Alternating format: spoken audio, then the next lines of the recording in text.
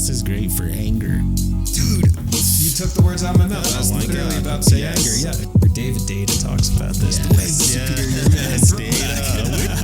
Whoa, man, I got hands, bro. And it felt like fucking fire. Better suffocate an infant in its crib than leave a capital D desire unpursued. Good evening, my name is Meryl. Welcome to Jared to Jared. On this week's episode, the Jareds will discuss marijuana, William James, desire, the botanical being, mental health, alcohol therapy, and much, much more. Glad you made it. On WhatsApp, there's this group chat with a bunch of people from my program, and this girl sends this academic article about, do you know the body keeps the score thing? No. In 2013 or 14, this guy Bessel van der Kolk came out with this book called The Body Keeps the Score, and the whole argument is that the body stores trauma, that there is a embodied memory of traumatic experiences, and then we need to somatically release the trauma in order to heal. Okay. Right. And he did a lot of research behind that. It's really impressive. It's really well done. There's all these old indigenous practices that speak to that. And, you know, it's one of those things that really changed therapy in a huge way. Right. So this article came out recently that contests that and says, no, it's actually it's still just the brain. It's brain functioning. It's not that trauma is held in your muscles and fascia and organs. It's not the body, it's the brain. Right. And I was reading this article, just like kind of skimming it, and I was like, wasn't the brain part of the body? Like, you know, and I didn't like the article because it seemed like this sort of gotcha article where it was maybe some academics trying to take what is now becoming the sort of mainstream view and then subverting it just to try and make a name for themselves. Because it was like, dude, it's the same. Like, the brain is part of the body. What are you talking about? You know, and all of it's interconnected because the brain is obviously having an impact on muscles and organs and everything else. So even if trauma is, so to speak, stored in the brain, well, that's going to have an impact on the body's functioning. Right. You know, so I didn't like the article. Yeah. So. I think there's room for both. That's what I'm saying. Yeah. You know, because there is the like biological side of mental health. Yeah. And then there's the psychological. Yeah. And there's some research done on people that have anxiety, panic disorders. There's a new yes, you could get over it or get past it by dealing with it with CBT therapy. Yeah. Cognitive behavioral. Right. But there's other researchers, biologists that are looking into brain function itself. And there's like some vagus nerve surgery or something that you could do nowadays. Really? That's really experimental phase at this point. But there's a few things within the brain that you could possibly like go in there and fix, you know, and then all of a sudden you don't have anxiety and panic anymore because it was really just like a biological response to you know. Yeah, it is. Yeah. And that's kind of the part that actually what's really interesting that I feel like you'd be into with the literature background is that another idea is that trauma happens, gets stuck in the amygdala, right? In the lizard brain, so to speak. Partly because there is an impulse for task completion and narrative resolution that doesn't get to happen. Right. And then that's why trauma gets stuck in the amygdala, in that part of the brain. Yeah. So, for example, let's say, I don't know, there's a car accident. And then the body's response is to flee, is to get out of the car. That's all broken up and run. Right. Right. Because that would make the body feel safe, get away from the danger. And there's narrative resolution there. Right. There was rising action. This car crash is happening. There's climax. The cars are smashing up. And then there's resolution. The body is able to get itself out of the situation and flee to safety. There's resolution. When that happens, that experience does not become traumatic because there's resolution. You're safe. The body did what it needed to do. Right. Now compare that to someone who they're getting into an accident and the car's on fire and they need to get out, but then they're stuck in the seatbelt and the door is jammed and they can't get out. And the body is pumping adrenaline, pumping cortisol. Everything is saying, get out, get out, get out. But the body is pinned down. So it's not able to actually metabolize any of that energy. And then that's where trauma happens. The story is stuck. And then let's say 15 minutes later, the fire eventually goes out on its own. And then police show up and help the person get out of the car. They're safe ultimately, but there was still that energetic impulse within the body that didn't go anywhere. So after that experience, someone's having nightmares every night of car crashes and fires, all that kind of stuff, because there is no narrative resolution or task completion. Mm-hmm. So part of the healing process would be bringing the brain to that sense of narrative resolution. Right, right. Does that make sense? It does. Yeah. What's interesting, though, with panic, anxiety, OCD is that you get into a sort of like mental car wreck. Your brain is thinking just because you're at a bake sale or at your kid's performance or at work or something like that, that you're in a disaster, that you just got hit by a car, whatever. Yeah. And what should I do is run, the fight or flight. So you escape, you throw water in your face, you go outside, you're breathing heavy, whatever the case, and you're all of a sudden you're like, oh man, I feel better. Mm-hmm. I went out. Yeah. But what's happening is that resolution I remember you saying this, is actually fucking you up even worse because now your brain is rewarding the panic. Instead of staying in the car, instead of staying at work or being like, hey, interesting. I heard a good one from my therapist that was like, ask yourself, what would you do if you weren't having a panic attack right now? Right. And that's like defusing yourself from the situation. Then you say, oh, well, I would just be chilling. I'm at my house, like watching a movie. And then all of a sudden you're like, oh God, okay, all I have to do is chill and watch a movie, Right. And you question that, whatever. But the one thing you don't want to do is reward the panic. I like that, yeah. Or come to resolution with the panic, because then your brain creates this false narrative. No, this is great. Yeah. And I'm wondering then, because I'm trying to resolve these two things in my mind, because that's really fascinating. On one hand, there's narrative resolution and task completion of the original traumatic event, say the car crash example. And then what you're describing, I don't think is so much narrative resolution when someone's like at a restaurant and then they freak out because it's crowded and they leave the restaurant. Right. As much as that is avoidant behavior. And then I'm just trying to parse those out. So, okay, let's take this person, for example. They were in this massive car crash and now they're like freaked out to be on the road. Right. Ever. So then they just can't get on the road in order to feel safe, right? But that's avoidant behavior. Their life isn't functioning well. And that's actually reinforcing this panic process of anytime I'm on the road, I'm going to freak out. And then by leaving, right, I feel safe. I think because in that instance, it's still not addressing the original event.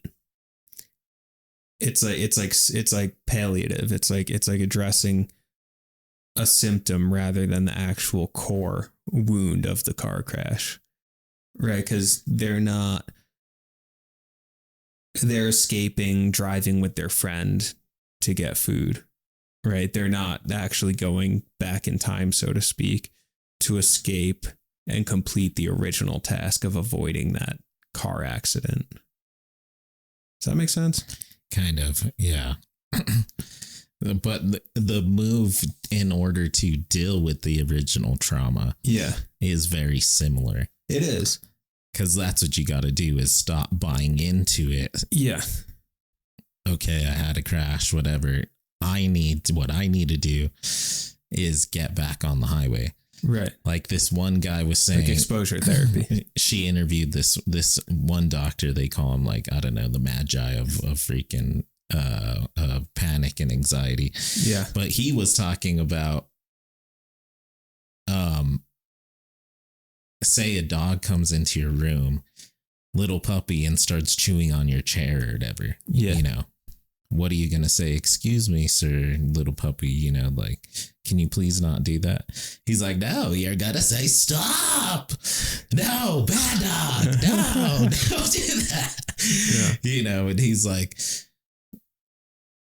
when anxiety comes around, we're not necessarily, you know, full embracing it, whatever, or just being like gentle with it, etc. He's saying you got to say, no, you know, this is not the way that it's going to do. So the same thing with this trauma with the car wreck. Yeah. Every time it comes around, you can't. He's like, no, exactly. And instead of asking yourself, you're feeding it. Like, you're feeding the anxiety. Oh, my thought process is still valid and all this stuff. You know. Yeah. He's saying no. Say fuck that. And instead of telling yourself that, or you're stupid or whatever, this and that, or you're trying to avoid the panic, this and that, he's saying, what the hell? He had a good line. I want my life back. Right. He's all say stuff like that goes to the core of something that's great. Meaningful. That's not related necessarily to the panic. Yeah. And then your brain can start to move on. He's like, I don't not only want you to say bring panic on or whatever. He's like, I want you to have it. I want you to want to have it. Interesting. You got to literally want it. And then you start conquering it. It's no longer owns you. Yeah. You know? Yeah. You become the ownership of it. Exactly. Yeah. You're not enmeshed with the feeling anymore. Right. And I wonder if it could be twofold, right? Because the narrative resolution and task completion that I'm describing, again, the difference is that what you're describing is dealing with the symptom of anxiety itself, right? Yeah, whatever the example is, actually getting in control of that anxiety and saying, no, I'm not letting you control my life, right? And I think to go back to the root experience that created that anxiety and then find resolution from that experience. So I think it could be twofold. And I'm thinking of part of the effectiveness of psychedelic therapy is that it actually gives people access to that deeply, deeply embedded memory of the thing that happened, car crash, whatever. So it's almost a kind of time travel in a way. It's going back to that moment into an extremely vivid re-experiencing of that memory, going back into it in the imaginal state via psychedelics, and then memory is malleable and actually changing the memory in such a way that you can re-script for your present brain what happened. Right. And then by doing so, it's finding that narrative resolution. Right. And can this also only be done? Go ahead. And also doing what you're saying as well. I think it's twofold. Checking that anxiety or whatever it is as there's a trigger situation. Right. Yeah. So on one hand, dealing with the trigger as it comes up in real time in day-to-day life, but then also going into those deeper states where we're working with what created the trigger.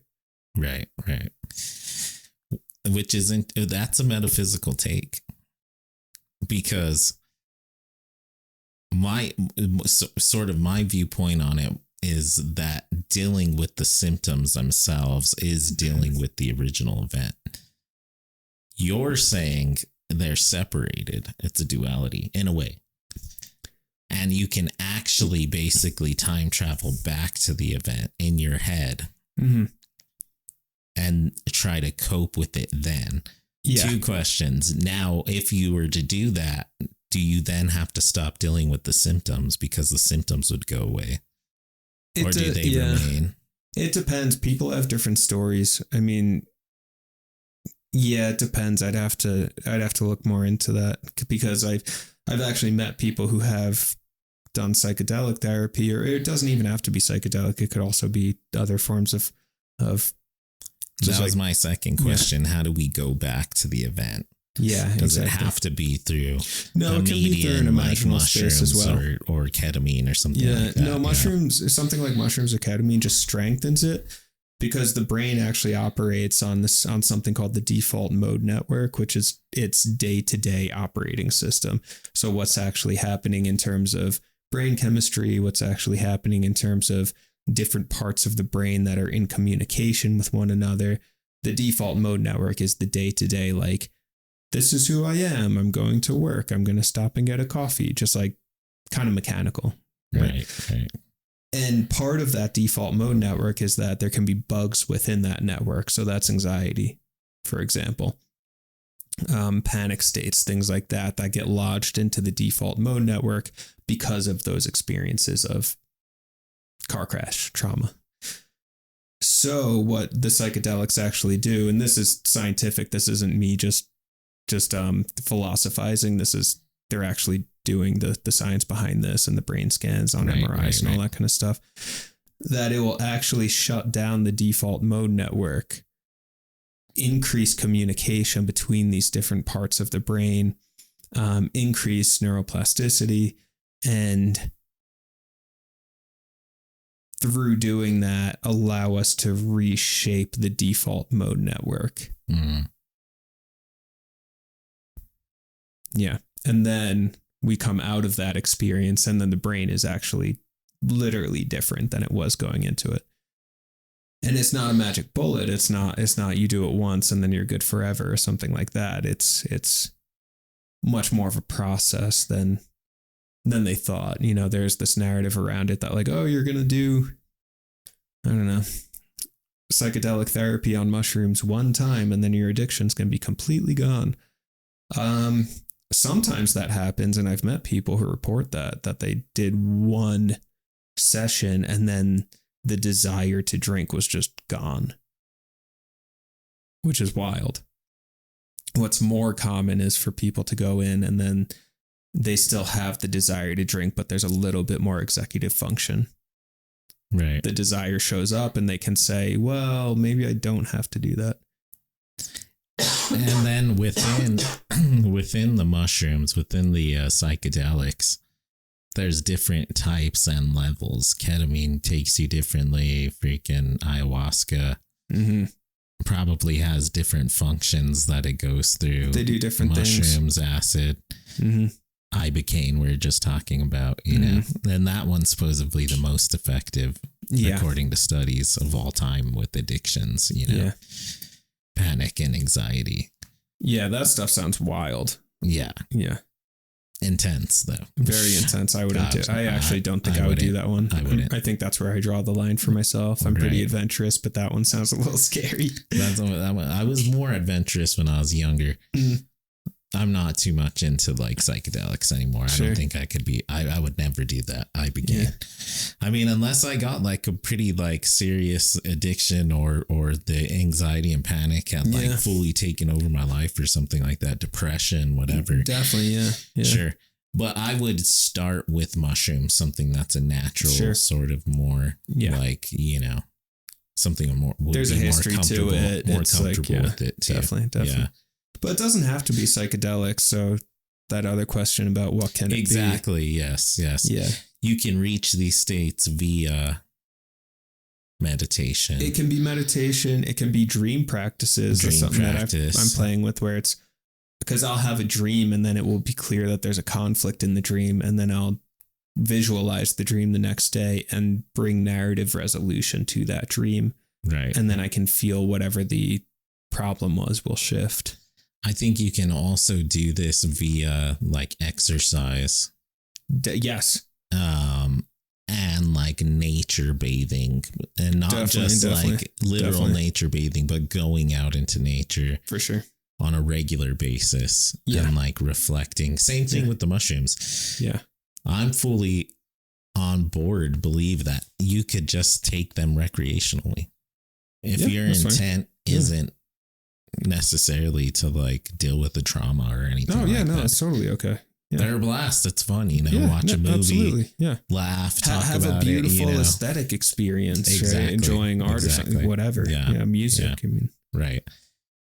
But if you're doing it with mindfulness of a goal, apply that to all the other things too. Yoga, freaking exercise, going out in nature, fishing, whatever. It's if a you're different doing situation. it with intent, then the healing is even more substantial. And it's just what someone needs, right? Because if someone just wants improved well-being in their day-to-day life, then exercise more. There you go. You don't need to go blast your mind out with psychedelics to heal all your traumatic wounds and come in contact with God. Like, no, that sounds exhausting. Just like go exercise more and spend some time in nature. And that will do way more for someone's anxiety and depression than anything else. Right. I actually don't recommend,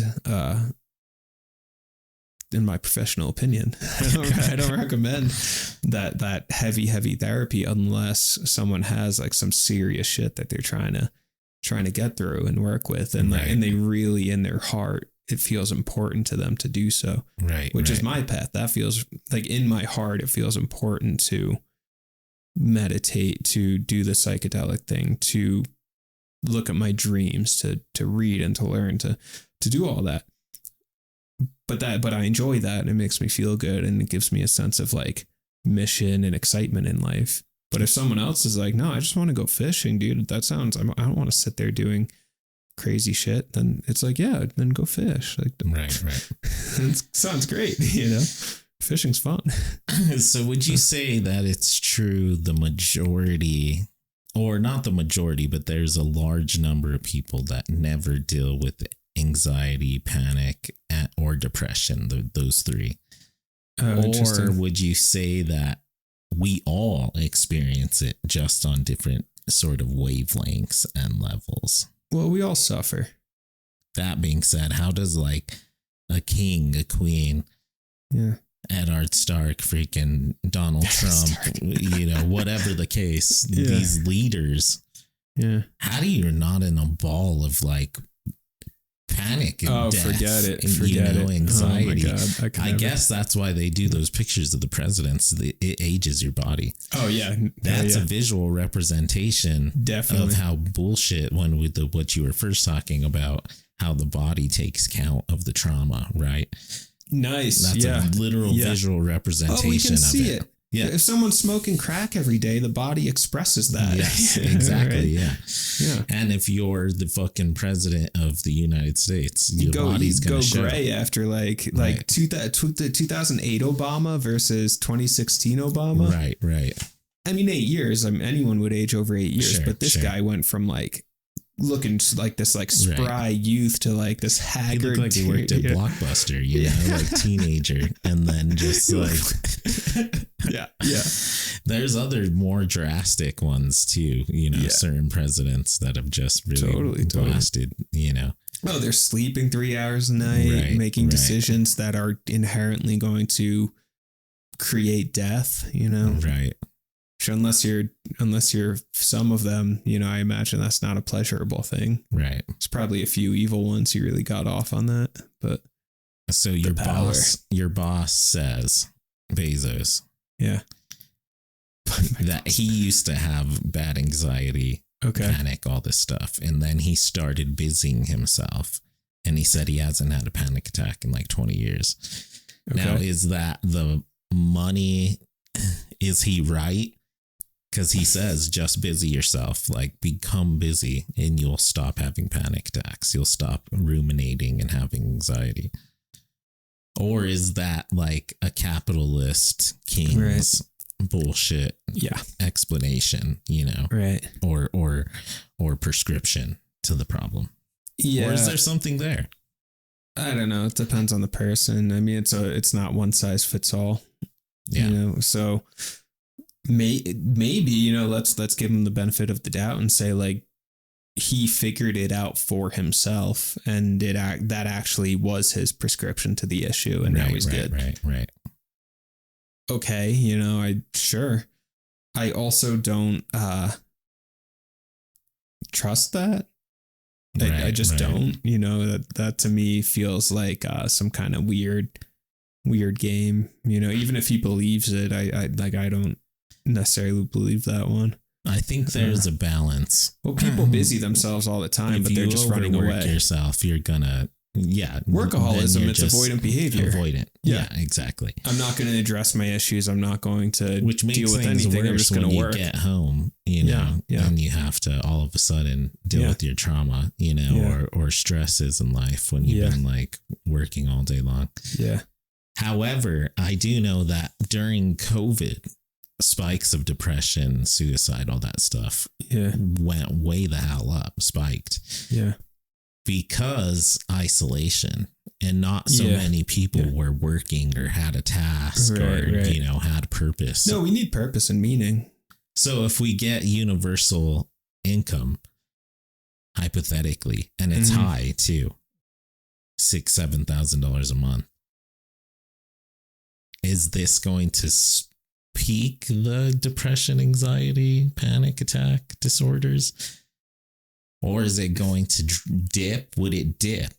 Then people can travel more. They can not worrying about gas prices so much anymore. All this different stuff. All right, I'm going to say this. When someone is coming off a drug, off an addiction, we don't want to decompensate them. And what that means is we don't want to remove their coping mechanism entirely without replacing it with something else, at least temporarily. Because that would be like someone is floating in the ocean and they have their raft. And then you're like, dude, you just got to learn how to swim. And they're like, I don't know how to swim. And you're like, well, let's get rid of your raft and see what happens. They're going to drown, right? So we do it in stages, you know, we do it in stages, or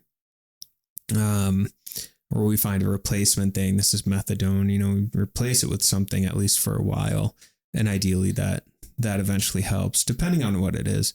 Some people can just kick something overnight, but that's more rare. So the way I see it is, at a societal level, we are addicted to being in a fight or flight state. We're addicted to stimulation. We're addicted to rushing. We're addicted to work. You know, all of us, even people who are totally exhausted, there's still this like clinging to it. There's still this addiction to that coping mechanism of being overworked, because it's a distraction and a way to avoid whatever's actually going on. The anxiety they're actually feeling, the depression they're actually feeling. So if we were to give everyone universal basic income and overnight saying, hey, you don't need to work anymore, I think it would feel like momentary relief, because it'd be like, oh, thank God, I've been working 60 hours a week for 10 years. It'd be momentary relief. And then it would be people feeling like they're floating in the ocean without a raft. So we wouldn't want to decompensate them. We'd want to have some kind of replacement. So from the therapeutic psychological angle on this, not only are we going to give universal basic income to people, but we would need some sort of social and cultural motivation for them, something to do. You know, some kind of reason, some kind of purpose. Like, okay, you don't need to slave away working for Jeff Bezos anymore, but we don't want you just sitting in your house watching TV 12 hours a day either. So yeah, having some sort of, I don't know, structure or framework in which people can like work together on a local project or get really involved in some sort of community farm, or, you know, whatever. I don't know. I got a hot take for you. Yeah. Controversial. Yeah. Don't get us canceled. No. I got a new perspective on what the next major government system should be. Ballot box. Let's get church and state back together. Stop. Stop. Yes. We need to find a certain religion, galacticism perhaps, that will lead the church, the state of the free, the work free. Because what are we going to do when we don't have to work so much? AI, basic universal income. Yeah. Wow, one of the most fulfilling things a human being can endeavor to do in his life throughout history, it's seen as, is do well in your religion. So instead of just no one works anymore, we set up these like sort of church tasks that you can do, talks. You know, you can go up in rank, whatever the case. Yeah. That way people still have a task to do. And it's a working one where you go and, you know, you're do plumbing or whatever the case, you know. See, I do. Actually, I agree with you. We need to. Yes. No, I think that's true. I think actually when there are, God, it is interesting because I've been a part of a bunch of communities, right? Like right. Zen art communities and a lot of them fall apart. And I've seen some stay together, right? Sure. The ones that fall apart, you know, it ends up being just like we're making art together or something, or have this like goal for the art gallery, and then it lasts for like 3 weeks, and then everyone just gets busy doing other stuff and falls apart. The ones that I've seen last and stick together are actually the religious oriented communities. The ones that are built around a meditation practice, the ones that are built around a specific teaching, or something like that. And so I think you're right, actually, just because for some reason, religion becomes this glue for people. The spiritual experience becomes this glue and this source of motivation.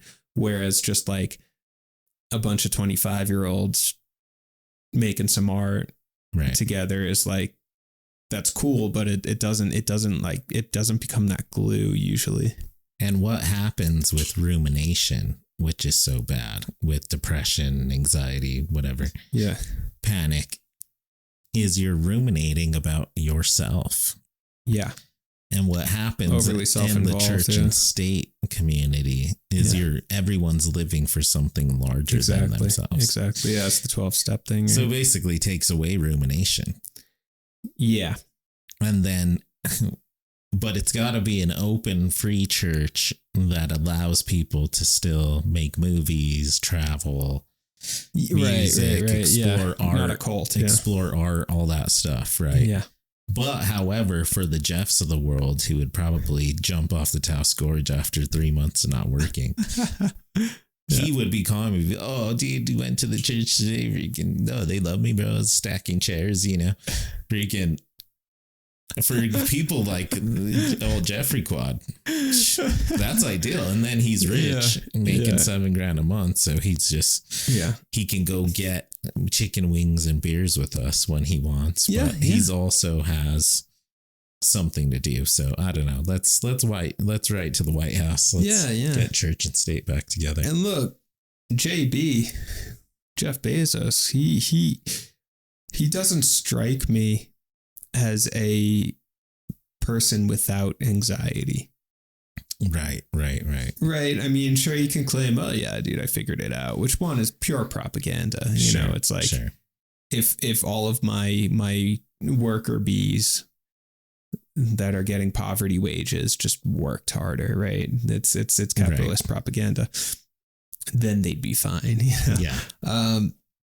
And he doesn't look like someone to me who just, in observation, I haven't spent time with this guy, obviously, but just from pictures and stuff, it's like dude with his like weird wife who is from Albuquerque, by the way, who's like completely addicted to plastic surgery and looks like a lizard person, you know, and they're both they're both wearing sunglasses at night when they go places, and they just look like weird people. Right. And when someone's that addicted to material wealth, I mean, wearing a watch that costs like $2 billion, and it doesn't seem human to me. It seems very vapid and very empty, and perhaps someone who's deeply insecure about their innate human worth. So then they need to put all this armor on, essentially, to feel safe, to feel worthwhile. Yeah.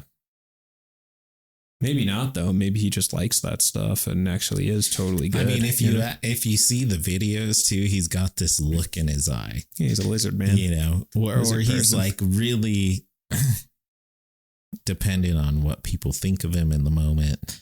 How he's acting, he's got like the hell yes, like over laughing, just going off. Yeah, it's not natural. Clearly not someone who's like relaxed, like a James Franco, just like.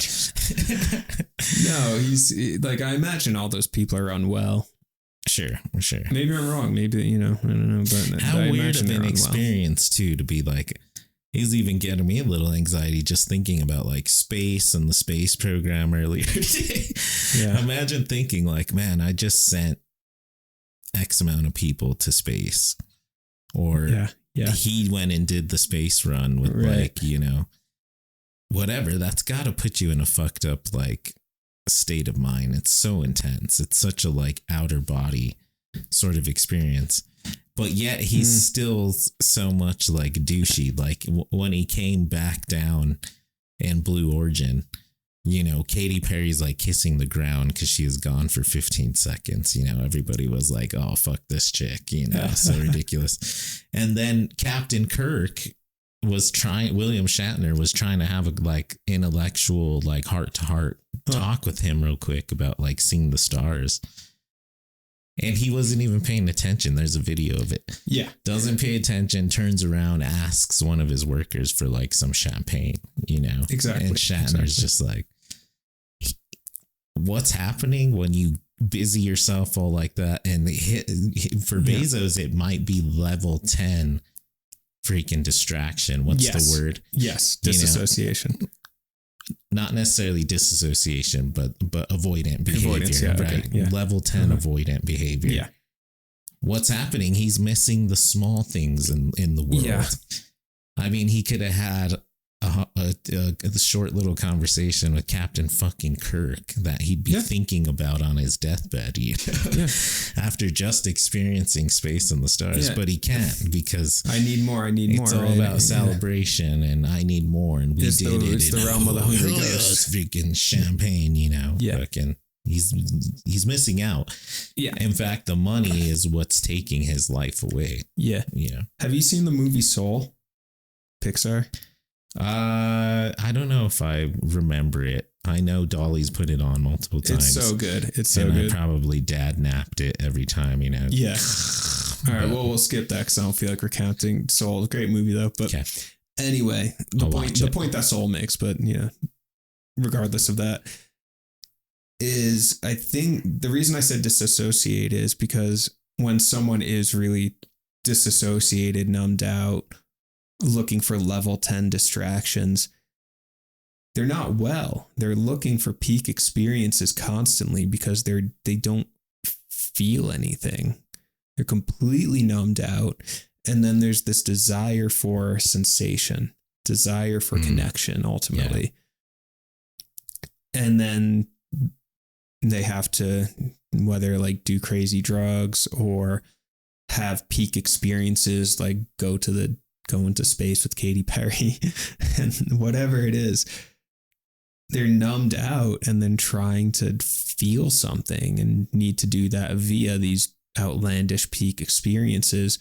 Or, oh man, this financial quarter, we like beat our record from last time. We made $3 billion. And it's cool. You haven't talked to your kid in like 8 months. It's like, what, are you okay? Yeah. Right. It's that kind of thing. Whereas I think what we all actually desire is connection, feeling safe, feeling secure, and feeling open with others.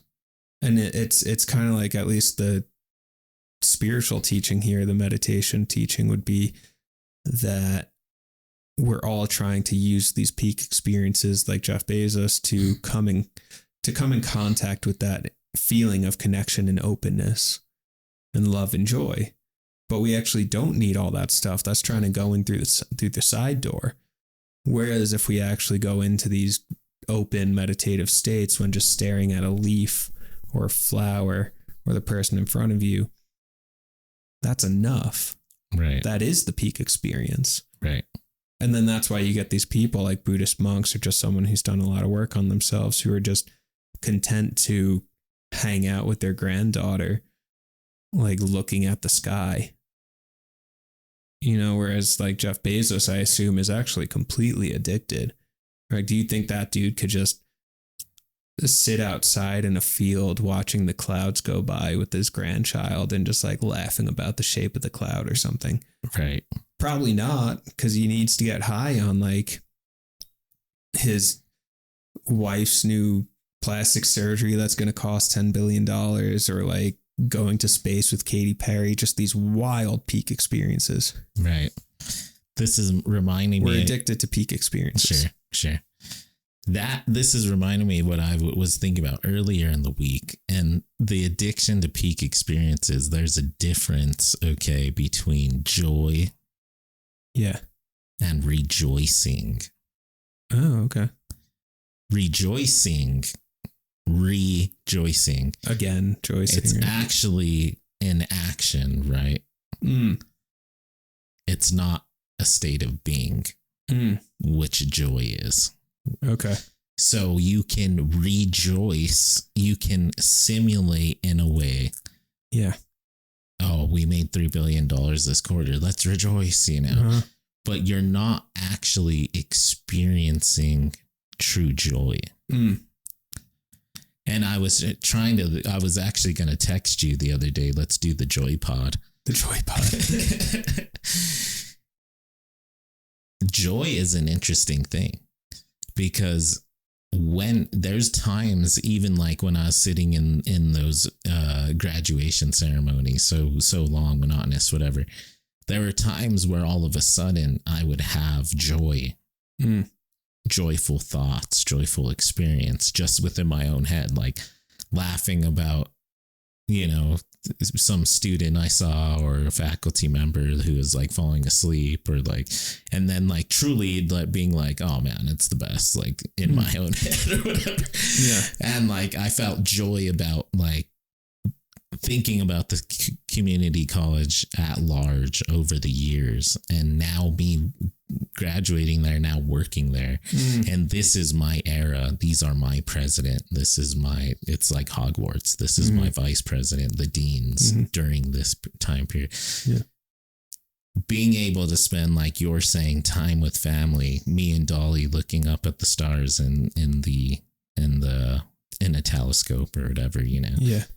These are like moments of joy that can't necessarily be replicated through rejoice. Yeah. Though I do think that there is pure rejoicing. So, your father gets a soldier of war. What do they call him? Mia. They find him, fly him back, reunion. You guys are rejoicing, right? That's a pure rejoice, yeah, right? It's not fabricated. Exactly. Yeah. I don't know if I necessarily have. I want to know what your perspective is on joy, on rejoicing. How can we manifest it? Is it something that we can manifest interpersonally, sort of like that example I was telling you about? Or is it more something that should be experienced via the village, through family, through friends, through people that we love, lovers, whatever, what have you? Thoughts on joy at large, how to be happy. Yeah. But then happiness is different too. So sure, it's not stick with joy for right now. Yeah. Yeah, I like everything you just said. That definitely hit everything you just said. Nice. And so one perspective is that desire creates suffering. It's the Buddhist thing, right? Okay, That's the Buddha, one of the noble truths. That's been coming up a bunch. Yeah. Yeah, desire creates suffering. So to put that simply, if I'm sitting here desperate for an ice cream cone, right? And I'm that attached to getting this ice cream cone, I need it, right? There's an addiction to it. I need the sugar. I'm getting a headache because I'm not getting the sugar, whatever. High attachment. And I want the peak experience of having this ice cream cone and I can't get it for whatever reason. The ice cream shop closed that day. I'm going to suffer and I'm going to be pissed off and I'm going to be miserable because my desire is not being fulfilled. Or you get the ice cream, you feel like shit afterwards. Yeah, exactly. Like you shouldn't have desired the blueberry scone. Yeah. You should have gotten that scone. So yeah, that it's either the desire unfulfilled, which creates suffering, Okay. or the desire fulfilled, but it's impermanent. So now I got the ice cream cone, but it didn't last, and because I ate it, and now I'm dissatisfied again. Maybe I felt good for like 30 seconds, few minutes, whatever. And now I'm dissatisfied yet again. So even when the desire is fulfilled, it's not enough. Sure. So desire, whether unfulfilled or fulfilled, there's still a creation of suffering there. Now, if you can just drop desire entirely, that's what the Buddha would say. If you can just drop desire, then you're good. I'm hanging out here. It's like imagine a toddler freaking out because they want an ice cream cone. So much desire, so much suffering. They're having a tantrum. Versus an adult who's like, yeah, store was closed today. It's okay. It's fine. Right. Whereas the suffering, it's not there because the desire isn't so strong. So, but I'll also add that desire, there's not one capital D desire. And that if we just drop desire completely, then we're good. That's not how human beings work. It's more of a gradual process and finding out, oh my God, I didn't even realize how desperate I am for an ice cream cone. And then we work with that because the desire is still going to come up. It's not like a moral thing. You shouldn't be desiring that. The desire is going to come up, but then we work with it and day-to-day basis, just like, okay, hey, it's all right. Maybe I don't need that.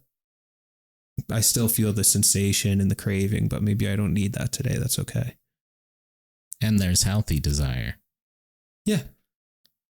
Desiring your mate. Yeah.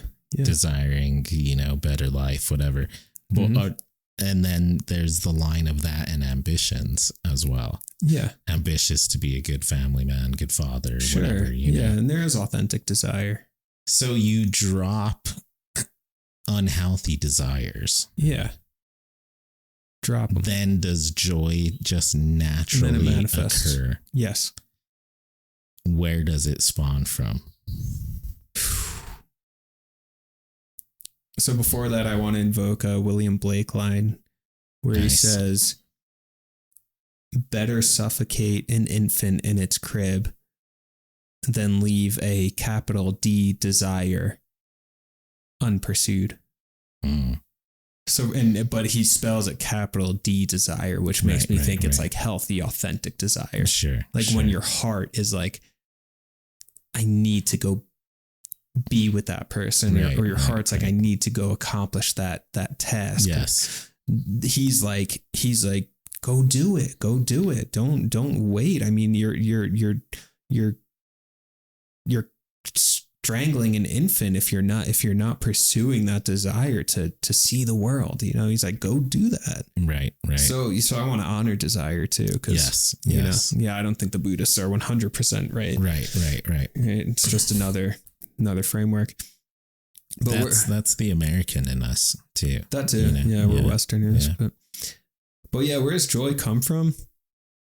Well, a lot of people I've spoken to and things I've read say that it's our natural state. It's kind of like you have an open field that's just been dumped on garbage and shit and sewage for years and years and years and years.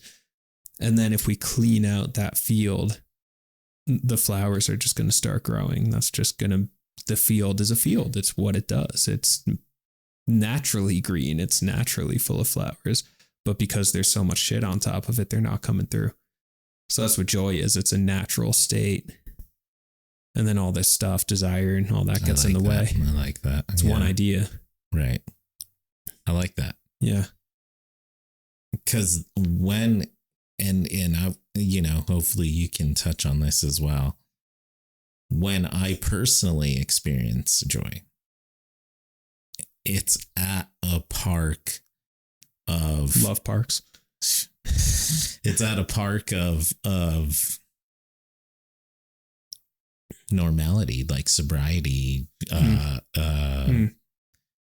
healthy,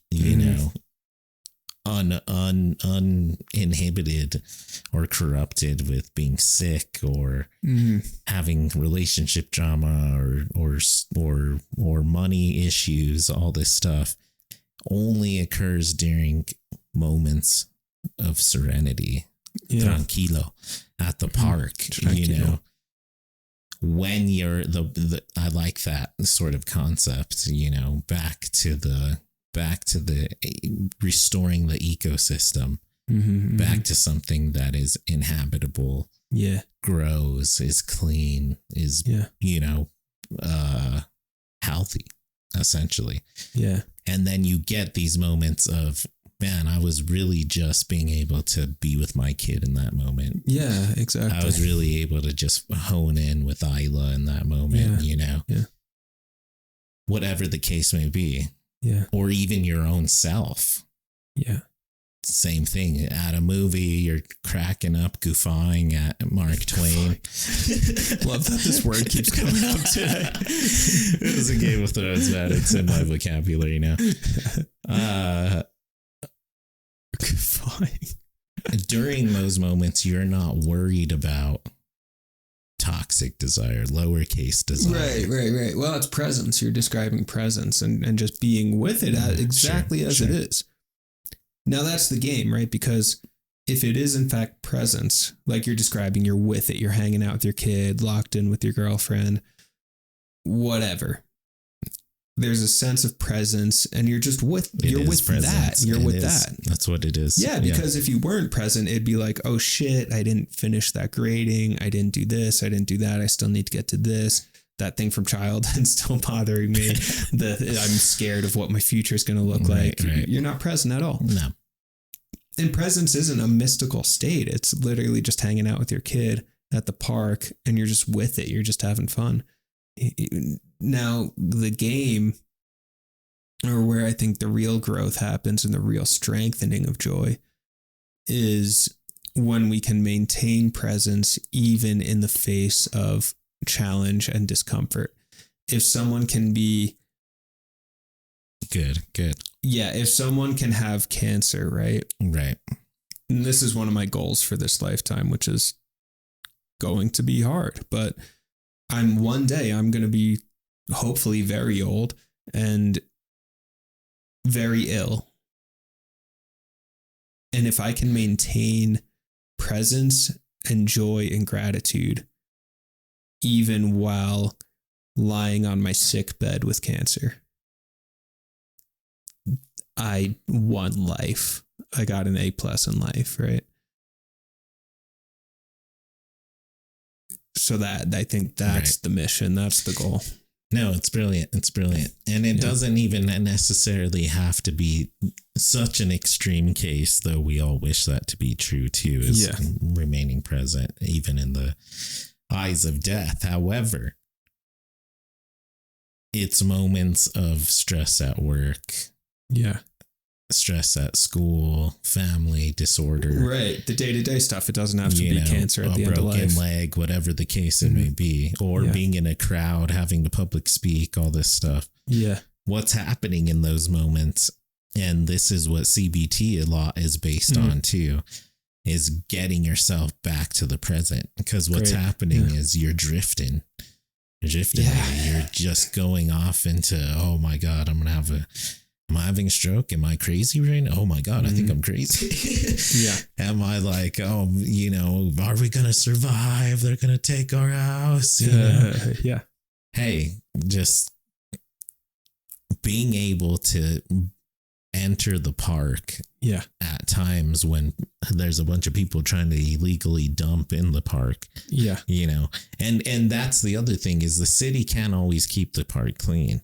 Right. The city sleeps too. The park gets unwillingly littered and polluted. Exactly. Yeah. And that's what happens to ourselves too. When we go to sleep, we dream. Yeah. When we, experience trauma, get in a car wreck or whatever, boom, you're getting filtered to trash. But what do? Oh, fuck.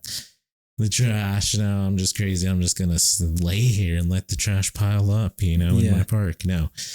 What you do is back to the Zen. And today I wanted to mention, I bleached, Comet blasted my bathtub.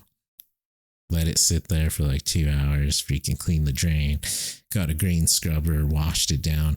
It was the most zen, like, cool, serene sort of thing to do, just like, man, work practice, just like, wow, this is fucking bathtub's beautiful, and that's what we got to do mentally too. Don't just sit there, you can play video games, whatever, but don't just sit there, let trash pile up, get up, Dion style, smoke a bowl, and then go clean up your mental park, make it back into the habitat that you've always wanted it to be. And what we eventually want to get to is a botanical garden. Yes, exactly. The journey to the mental botanical gardens, And that's vigilance. That's vigilance because it is true. There are these challenges day to day, like yesterday I had a really lovely day yesterday. It was really nice. What did I do? I don't even remember in the morning. Oh yeah, I did yoga in the morning and that felt really good. Just physical sweating. It felt really nice. And then went home, got a little bit of work done, and then met up with Isla. And then we went to the rail yard and we're dancing, listening to music out there. And then went back to my house and we're cooking. And then a couple of my roommates are there. We're just like all hanging out, laughing. It was a really nice time, And then at the end of the night, I was like, man, I'm feeling just grateful, just really grateful for today. It was a really fun, nice day. And my body pain, my shoulder pain was fucking killing me the entire day. I'm like, fuck, this just like muscle pain has been totally insane. I don't know what's going on with it. But it didn't inhibit my joy at all. And I think that's maybe one of the lessons that I'm gaining with it, which is really frustrating. Right. I'd way rather just not have any pain. Sure. But it is what it is. And it was actually pretty cool to see, okay, there's this pain, but there's also just joy. There's also gratitude. There's also fun and laughter. And the pain doesn't seem that big. Right. Even though it hurts a lot. And then today I woke up and I don't know what happened, but I did feel it coming on a little bit yesterday. But today I just like woke up, something going out my throat, like a little bit under the weather. Even though I slept like 9 hours, I woke up feeling tired. I'm like, what the hell? And the pain stuff doesn't feel good. And I was getting caught in that. I was definitely getting more caught in that today. And that's that vigilance where it's just like, well, okay, you're not feeling great, but does that have to decide everything? Does that have to decide my entire mood for the next 24 hours? Right. No, smoke a bowl and go clean or whatever, Dion style, whatever it is. Like it's all right, dude. You woke up feeling rough, but you don't have to live there. Right. You don't gotta live there. It's okay. Right. Yeah. I like this a lot because back pain can oftentimes be just like tinnitus, which I've been dealing with a lot. Yeah. But my tinnitus has basically become obsolete in terms of the importance that I put on it and the emphasis that you put on it. Mm-hmm. There's no cure for tinnitus. Again, there's some experimental surgeries that are, out there, whatever, Yeah. But the only thing that has proven to be sort of a cure, quote unquote, to the tinnitus symptoms is your ability to reassure your brain that it's not a threat. Exactly. Same thing with the panic attacks and anxiety. Reassure your brain you're not in a catastrophe right now. You're not going to die. Yeah.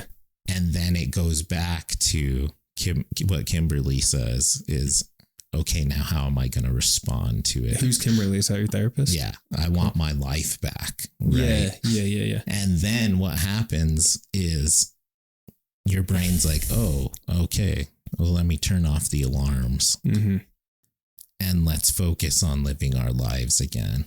Yeah. And then all of a sudden, after the night's done, great time with Isla, whatever, go out dancing, hanging out with the kiddo, etc., the friends.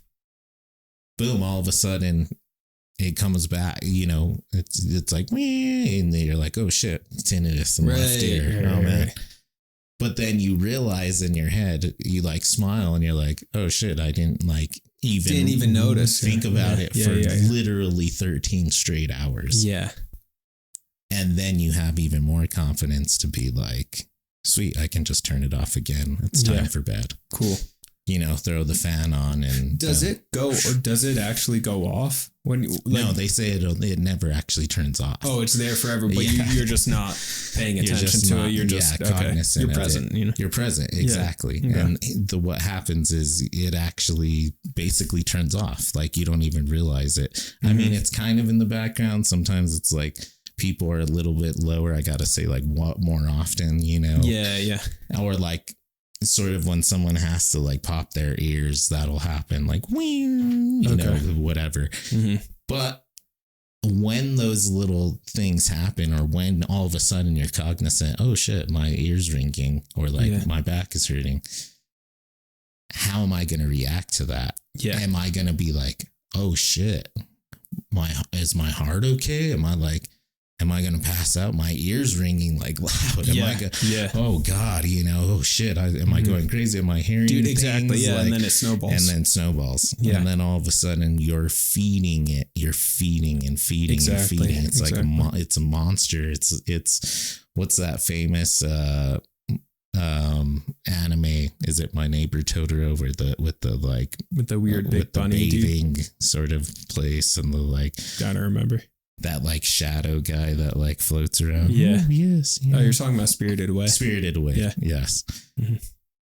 That monster demon, he eats, right? That he's just eating and eating. The hungry ghost. Yeah, exactly. He's eating everybody for their gold and all this stuff, That's Jeff Bezos. Yeah. Freaking eating consuming the consumers, Yeah. And how does he eventually lose all that weight or lose all that stuff he was eating, and how did he turn back into the soul, the normal soul? The little girl accepts him and they go on the train together. Yeah.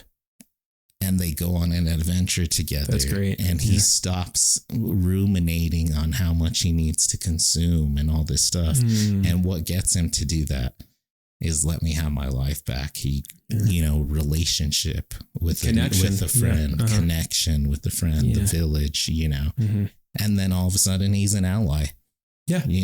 It's incredible. Yeah. And same thing with the back pain, the tinnitus, panic, anxiety, depression, all that stuff. Yeah. If we give it this emphasis, oh my God, he's going to kill us. He's eating everything. Yeah. Well, he's going to eat everything then. Yeah. But if we say, no, fuck this, become friends with it, this and that, embrace, move, walk on, and say, no, I'm going to still continue to live my life. Yeah. We can be healed, and that's what a botanical garden does too. Botanical garden grows within itself. It's such a healthy habitat that you don't even really, after a while, you don't even have to plant things in a botanical garden. You just maintenance stuff out, and it becomes this paradise. Yeah. Yeah. One of the things that Mitra will say up at the Zen Center, when she's doing like a guided meditation, she'll say, may I be free of sickness even while sick. May I be free of sickness, even while sick. Nice. And it's all that. It's all that. Just right. This stuff happens. Right. But am I going to feed it? Is it going to ruin me?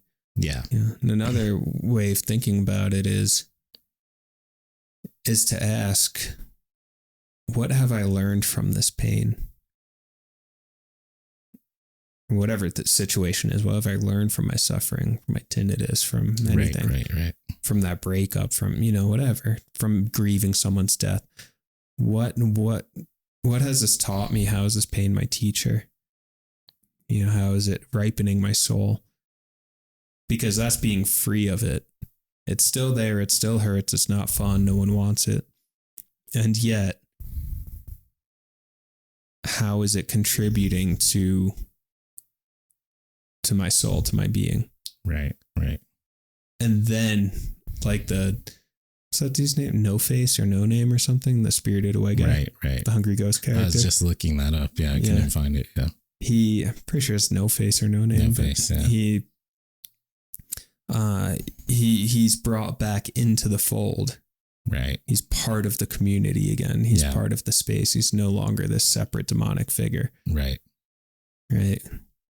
And he was being attended to by everyone else. Literally, go fix his bath. Oh, give him this, give him that. Yeah, give me a call. Right. Literally attending to it. Mm-hmm. And these are our thoughts and emotions attending to these depressive anxiety, all that stuff, attending to sickness when it doesn't need attention. Yeah. The other thing, what it needs is not a handout. Oftentimes the most loving thing you can do for No Face and for yourself is to say, no, I don't want your gold. I don't want what you're giving me. Yeah. I'm just going to embrace you as a friend. And then you get to a healthier space, right? Yeah. Stop attending it. Stop saying, oh my God, we got to run out of this restaurant. It's so hot. Yeah. Stop sending these attendants at it. They're just feeding it. It grows. Yeah. And that's what she says. She's like, no, you're not going to eat anymore. Like, you're done. Like, no more. Like, it's over. Spit them out. Yeah. It's a beautiful metaphor. I was reading William James last night, The Varieties of Religious Experience. Yeah. It's good. Yeah. And have you read that one? I know you said you read a bunch of his letters or something, right? Yeah, I've read a bunch of essays that he wrote and stuff like that. When I would take the James classes with Catherine, she would have us read William and Henry. Nice. Mainly Henry, but yeah. Yeah. That's so cool. I didn't realize they were brothers till you told so me. Awesome. Yeah. Yeah, and Emerson was William James's godfather. It's wild. Weird. Yeah, anyway. Yeah. Crazy. Right? Yeah. Imagine if Ralph Waldo Emerson was your godfather. Right. It's like crazy. Yeah. Anyway. Too bad George Martin's not my godfather. My dad should just make him my godfather at 38 without him even knowing. Send a letter to the John Cocteau. We'll get you baptized. Yeah. I'm reading William James and he's talking about sin. Because he's talking about all these different religious perspectives of life and experiencing of life. And he's talking about sin and he quotes Martin Luther, the 99 Theses guy, 95, whatever they were. And Martin Luther's talking about how he used to think of sin as this, like, in terms of duality, like an on-off switch. You're either pure or you're living in a state of sin. And he was a monk at the time, so he's like really trying to be pure. And anytime he says a lustful thought entereth my mind, he would freak out and be like, oh no, I'm impure, right? Because he's doing this duality thing. And then eventually he comes to the realization that no, it's actually a process. And by freaking out about the sin, I'm feeding it and making it bigger. And now he's doing this thing where he goes, oh no, I sinned. What's wrong with me? I'm not okay. I'm not pure. God's going to hate me. I'm going to hell. Right. And he realized eventually that he was just spiraling in the sin, which was actually giving the sin more power. No. And sin's a very loaded religious word, but we can also just think of it in terms of like pain or, whatever's coming up that doesn't feel good. So he was feeding it. And then once he let go of that and then saw, wait, it's actually a spectrum and I'm very human and I am going to have a lustful thought say, but it's okay. It's okay. I just let the thought pass. He was essentially doing CBT on himself. I let the thought pass. I don't need to get caught in it. And actually the sin lasts way shorter because I'm not feeding it. It's not snowballing. Right. Yeah, ruminating on it. And then that's what me and Dion always say with like killed us with dating girls and like, having sex and stuff at a young age is because it was such an emphasis in the church not to have a girlfriend, not to hold hands, not to make out, not to kiss. And then they'd show you a picture of Jezebel freaking tits out riding on a dragon, in a dress, just like, wow, which is like, give me some of that. Just like, I don't know, man. It's just like this red hair is kind of doing something for me. But then you're just like constantly thinking about it. And then what happens? Well, then that's all we were thinking about, is like finding a Jezebel, and sinning. So I got one for you in the sermon today. Sunday church, man. Jesus, man. Jared to Jared. The speaker brought up an interesting point. He said during the 70s, 60s, 70s, and 80s, there was a movement towards, in psychology, allowing yourself to express sort of hidden desires or sinful behavior, because then that's going to be better for your mental health at large. Because a lot of one thing that was happening is we get repression from being able to have sex with lots of people or watch the movies we want to do or this and that, and we needed to get that out. Now then he said that there was a change during the 2000s or whatever, late 90s, where actually it's the subversion of that. So that the studies then started coming out where people who were quick to act out desires, porn, you just got to jerk off, freaking all of a sudden it turns into an addiction, hooking up with a lot of partners, all of a sudden you're sick and this and that, or getting a bunch of options, making lots of money, getting these desires, lowercase d's out, actually we're working to raise anxiety. Because then you're freaking out, oh man, I'm addicted to porn, or I ruined my family by cheating on my wife, or all these various case scenarios started happening. So his point was, of course, Christian church, whatever, is living by clean standards. Actually, from this speaker's point of view, and he was arguing from the Bible side, he read some scriptures from Peter and John, that releases anxiety, is living through godly standards, essentially, not giving in to sex and not giving into over drinking and not giving into watching psycho movies and all this stuff like that. Well, that actually helps you to stay present. It helps you to avoid panic, anxiety, and depression. By giving into the desires? By not giving into them. By living by a godly standard. By living by a standard that, that's more pure, that's in the light. You know? I don't know. Thoughts on that? Do you think there's a truth there? Yeah, I do. And if I'm understanding it correctly, and because I've learned about this thing called the window of tolerance. So there's stress, and then we can only take so much stress before we turn towards our coping mechanism. Okay. Right. Whatever it is. I don't know. Yeah. Any of the things you mentioned. Right. And some people have a really small window of tolerance. I didn't get my ice cream cone today, so I'm freaking the fuck out. And now I'm going to go murder someone because that's my coping mechanism. Or someone has a really wide window of tolerance. I didn't get my ice cream cone. Oh, okay. I didn't get, and then that can expand and expand and expand and expand, where it could happen all the way to the level of I'm getting evicted from my house and, okay. Which is that's a really intense, right. intensely wide window of tolerance. But it can change and it can grow. So yeah, I think by resisting the lower D desire, we have an opportunity to expand our window of tolerance by saying, okay, there's this stressor, but I'm not going to immediately turn towards my coping mechanism. And there's tension and tension and tension. And then eventually the tension will naturally pass on its own. And it turns out that you're still okay without having indulged in the coping mechanism.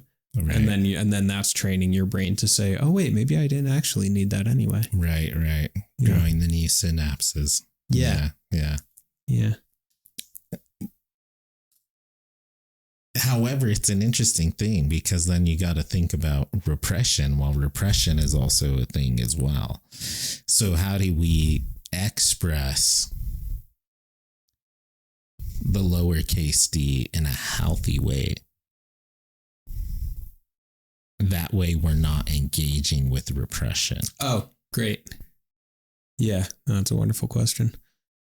So what I've learned, and this is coming from the Zen stuff, what I've learned is you allow the desire or whatever. Yeah, you allow the desire without reacting to it. Or David Data talks about this. Yes, the way the superior man. Data. Yeah. He says a lot of men repress their sexual desire, right? Because we live in a society where rightfully it's not appropriate to, just like glare at a woman or like overly stare or just make people uncomfortable or anything like that, right? Like we live in a society. HR, yeah. Exactly. Yeah. Hitting on your hot boss. Yeah. Exactly. Right. So Data says like, okay, well, a lot of men are good guys and respectable and see that and even say like, well, I don't want to make someone uncomfortable with my desire, with my attraction to them because I'm a decent person and I'm aware of the circumstances and context. And he goes, a lot of guys will see that and then repress that urge, which he goes is really unhealthy. This goes back to Freud, like sexual repression, which then manifests in like, I repressed my sexual desire all day and now I'm going to go home and watch some really fucked up porn or something. Right. So he goes, when a circumstances arises, your boss is really attractive, whatever. Because you feel the sensation, you tune into your body. It's a physical mindfulness practice. You tune into your body and feel physically whatever that energy is. Okay. And he goes, you'll locate it. He goes, if you're not used to it, maybe it'll be hard at first, but he goes, eventually you'll learn to locate it where you feel that kind of pang of attraction. And maybe it's like a little bit of nervousness in your belly. Or even like an energy in your groin, or whatever, or you feel like a little bit of a flush in your face, that kind of thing, whatever it is. He goes, you'll have a physical sensation that's indicating to you that you feel attraction, which is totally natural and normal. He goes, you just allow it, you notice it, and you don't have to act on it. That doesn't mean that you're sitting there like sweating and turning red and then going to body your body. Not like that. It's just you allow it, notice it. You can even thank your body and be like, wow, it's really cool. It's like kind of neat to see just sort of the almost like a scientist observing something like, wow, look at that. Whoa, cool. My body's responding. That's really interesting. Right. And allow that. And eventually it passes. I think it's 90 seconds. A professor of mine was saying the other day, it's 90 seconds that an emotion actually lasts if we don't feed it and if we don't add to it, that it's 90 seconds. Right. Not long. Right. Yeah. So I guess that's one one practice is the desire comes up, whatever it is. And then if we can just hang out, just be with it, notice the tension that's being created in your chest or whatever's going on, and then let it go. Right. Let it pass. Then you're not repressing it. You're not repressing You're it. processing it. You're processing it. Yeah. I've dealt with... This is great for anger. Dude, you took the words out of my mouth. I was literally about to say anger. Yeah. Yes. Because I learned when I first started Zen practice, I realized how fucking angry I am. Like, dude, I have some serious anger, and I didn't even realize that for my entire life until like 5 years ago. Bro. I always knew. What an angry son of a bitch I am. Louise, dude. Oh man. So I started to go into it, and I've had experiences where I'd be sitting in a meditation retreat and it would just be like anger, just fucking furious, you know? And it was so hard to stay with it and maintain that, I guess, meditative part of my mind that's just watching it, that's just being with the physical sensation. And it felt like fucking fire. Right. You know, and it was really hard to learn how to breathe through it, to just let it go. And sometimes it'd have to be like, I need to go for a run. I need to get this out. Because sometimes you can't just do the mindfulness thing. You need to exercise, go for a run, move it through that way. But there's been some times where I've sat there and just stay with the anger, stay with the anger, stay with the anger. And then it felt like a wave moving through my body, like really intense, this like, whoosh, you know, and then would just feel my body like release and let go. And that's because I successfully in that moment processed the anger. Sure. And what's wild is that punching a wall, screaming at someone, freaking out is actually a way to escape the discomfort of the anger within our own nervous system. Yeah. So we'll actually outsource the regulation of that anger onto other people by freaking out on them. Yeah. It's a way of escaping the anger, actually. Right. You know?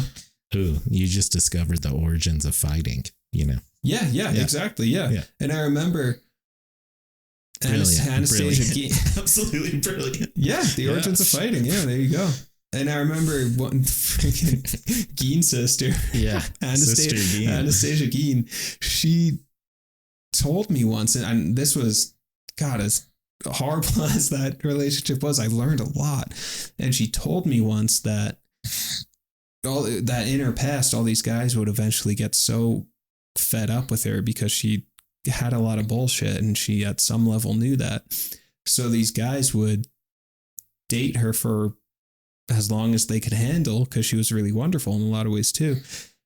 And then eventually like freak out on her and like get upset, yell at her, blame her, and be like, I can't fucking do this anymore, and break up, right?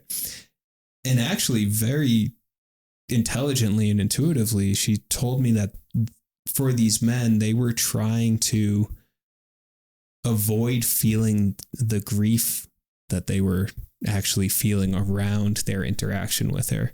They were trying to avoid feeling the sadness and the pain and the grief of, wow, I thought this woman was so wonderful and now I need to end this because she actually is horrible.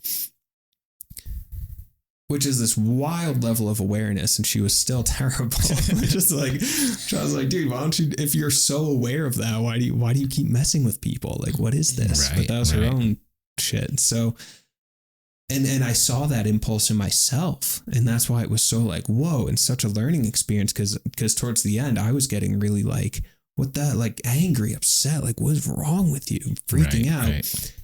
And then I realized that she was right, and that I was trying to escape my own discomfort, escape my own anger, escape my own grief by blaming her, shaming her, what's wrong with you? Right. And then I seeing that, I was able to dial it back. And then when we did finally break up, when I finally was like, I can't do this anymore, it was pretty graceful. It was just like I can't do this anymore. Right. And I'm sorry. Bye. Right. You know, and that was like there's some grace there, which is way more gentle on the nervous system. That too, yeah. They and say then I felt really sad system, and had to go through this grief process. Right. But yeah, so anger is yet another avoidant behavior that people get addicted to. See, that's why going back to sort of medicinals, psychedelics, whatever. Yeah. THC, weed. Yeah. That's one of the best things that fundamental factors of smoking weed can be for somebody. Yeah. Because I've literally been in the heat of anger. Yeah. Like just, wanted to yell at someone or like got into a fight with Hillary or something like that, Me and Hagrid freaking going at it. No, just kidding. Hagrid was so pissed. Having these thoughts, ruminating on the anger, just like, can't believe they didn't fucking pay me my check or whatever the case. Yeah. Uh-huh. Taking like one rip, kind of being like, the fucking God. Another rip, just like, Third rip, you're like, man, I wonder what happened on ESPN today. And then like actually getting clarity of like, holy shit, why was I so mad? Like that thought has gone through my head more times. I can't even tell you the number of times post just smoking weed. Yeah. And then all of a sudden I'd like want to make amends like right away and just like send a funny message. Just like, but anyways, freaking, I don't know. Just like this is hilarious too. And I'll just see you at 4:00, whatever. They never pay me anyways. It's, whatever. And boom, you can move really like step back, be like, holy shit, just like this wave. Yeah. It's the same thing where if you're just like take a couple rips and all of a sudden your nervous system gets a wave of, holy shit, why were we freaking out? Why were we in freaking, Mad Max mode there? I need to like dial it back. Question though, to challenge that a bit. Sure. Is that a form of repression though? Or is that avoidant behavior? I don't, well, my initial reaction is no. Yeah. Just like the psychedelics. Right. For veterans, for people with trauma, for people with addictions and all this stuff, right? Yeah. If you believe in that therapy, then this is no big leap from that as well. This is actually a biological and spiritual response to a problem that's happening. And the good thing about, unlike pornography, video games, smoking cigarettes or getting drunk or whatever the case, with weed and with mushrooms and stuff like that, like what you were just saying earlier, is it actually puts you in a place where you have to experience it. Okay. Like you go there. It's a very deep, like mindfulness experience. Yeah. Where it's not like took a rip. Okay, now I'm thinking about shrimp cocktail in Las Vegas. Right. No, it's take a rip and then all of a sudden you're thinking about why you were angry. Yeah. You go to the moment and you be like, oh shit, fuck. I'm like, I'm like embarrassed I was even that mad, but you're thinking about what you have to deal with in the moment. Yeah. It's not avoiding you. It's not disassociating you. Right. Cause it is experiencing it. And I think that's the difference, right? Cause it's like, God, yeah. Cause I had a psychedelic experience where anger came through and I was rageful, which is weird. It's really weird to be rageful on a psychedelic. Sure. But what was actually happening was my default mode network was down. The psychedelic helped that network come off. Right. And then made space for what was really just like anger I was holding on to move through my body and go away. Right. So there was that experiencing of it and release. Sure. Now that said, if I were doing mushrooms every day, or microdosing shrooms every day or whatever, I'd hope that if you came up to me and you're just like, dude, are you good? Like, you've been like doing a lot of mushrooms, bro. Like, are you okay? Right. Yeah. Even under like the guise of like, oh, well, it's therapeutic now. And sure. It's medicinal. It's good for you. And it's like, dude, I think you're, I think you're kind of abusing that a bit, Sure. But I think the difference is it the experiencing of it and the addressing of what happened, or is it right? Take a rip and then it's like as if it never happened, Exactly. Yeah. Now it's totally gone. Right. That sort of thing. Then that would be dabbling in the avoidance. Yeah. Rogan says a good thing where he's like, people that don't smoke weed or can't smoke weed are like suspicious to me or make me nervous. That's pretty funny. He's like, because as someone who can't smoke weed, that's kind of funny. You're a control freak, in his argument. Yeah. And he's like, what weed makes you do is think about the things that you were avoiding, and you truly have to think about. Yeah. And he's like, and in those moments, you can't necessarily control, your thought process. You can't just be like, oh, well, fuck it, I'm going to Target. It's time to grocery shop, It's like, no, you're high as fuck. Go outside and drink some tea and figure out some shit, and it's not that intense or whatever. And I would say that you don't fit into this category because you are willing to do something that's even a little more intense than weed, which is, ayahuasca, acid, mushrooms, that sort of stuff, So I think those are kind of like cousins in a way, one is more psychoactive than the other. I do wonder what would happen if I smoked weed with you. Like, you've smoked with me a number of times. No, I feel like I've smoked with you like twice. We've been friends for like 10 years. Yeah. The last, not like often, but I think like 4 or 5 at least. Not definitely twice. Took a few. It was once, bro. I didn't even inhale. No, the last time I remember smoking with you that I remember was watching The Matrix at your house. Okay. We were in Albuquerque. Great time to smoke. Both living in Albuquerque. And got really drunk. Sure. And I was like, and you were smoking, and I was like, well, it's The Matrix, Right.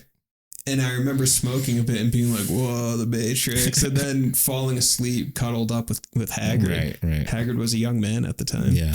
And waking up like tangled up in a blanket with Hagrid. Slept what so the hell good. happened?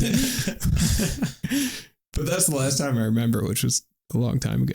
But then again, there's and then weed can be misunderstood. Like a lot of people, take or will take a rip of weed. Yeah.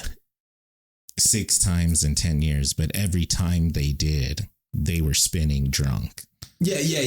Right, and alcohol is the strongest drug of them all. Alcohol's terrible. It's fucking insane. Yeah. So whatever else, healthy or not, that you're putting in your body is going to be highly influenced by the god of alcohol. Dude, totally.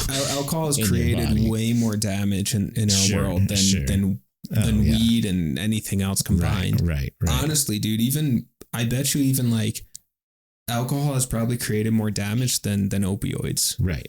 Oh, 100%. DUIs, brain damage. Are there that many people who are like shooting up and going for a drive and like getting into shit? They're shooting up and like sitting in their house. Sure. Or on the street. Yeah. I mean, not great, but not great, but yeah. Alcohol, beating your wife, kids, freaking sexual assault.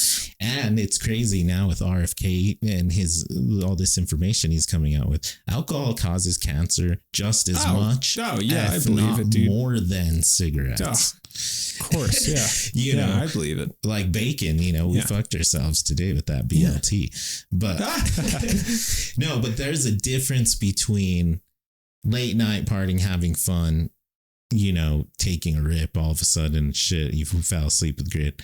Yeah. Then I haven't drank in months. It's a beautiful day, like Sunday, the sun's out. I'm like, have some tea. I'm going on a hike. I'm going to take a rip. Yeah. Go on this hike, reflect closer.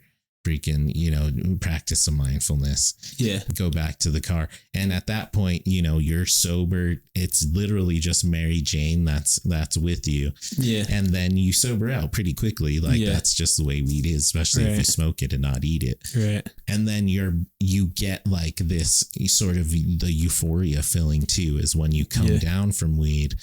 There's this feeling not only in your muscles biologically, and your heart rate and all that stuff, your blood pressure, but also spiritually, because you just figured out some shit that you needed to figure out interpersonally. Well, that's why I liked weed in high school, because it was like an introvert's drug. It was like an introvert's dream, because me and friends in high school, we'd smoke weed and go walk in the woods. Sure.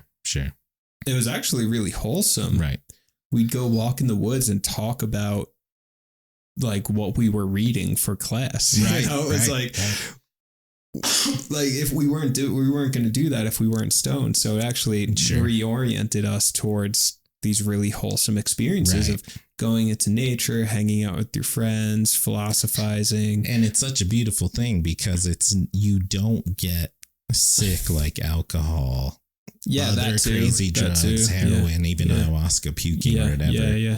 It doesn't, some people, of course, it can make you sick, whatever, but for the majority, it's not like, it doesn't manifest outwardly like that physical illness. But then what is it drawing you towards? Yeah. Community, the village, talking, conversations, laughing with friends, like I found myself, ideally, at some point for me, the reason I quit was because it stopped being that. And it was just me sitting alone, smoking weed. So it actually wasn't conducive to a healthy outward existence. But and that was what the weed does, though, is in those points, they say people, when you get into low points, the weed can also help you to reflect on, oh shit, I need to make some changes. Yeah. Like my own personal example, and everybody's different, but a personal example, like when I was a teenager, was like partying a lot, whatever, but then went back, lived with my parents, cleaned up, sober, straight edge. Got super depressed and was like gained weight and was like dropped out of high school and like, wasn't doing too good. Dion moved into my apartment, freaking fired up a Bolski. Him and Thea, his girlfriend Thea, they're like, yeah, fuck it, let's smoke one. It's been years, Yeah. Boom.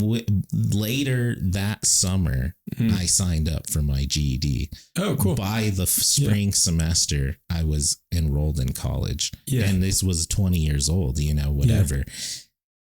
Boom. Fast forward 1 year, I had gotten back to a really healthy weight, like athletic. I was like 167, 172. Yeah. From like 210 or something like that, 205. Never massive or whatever. Fast forward 14 years, PhD.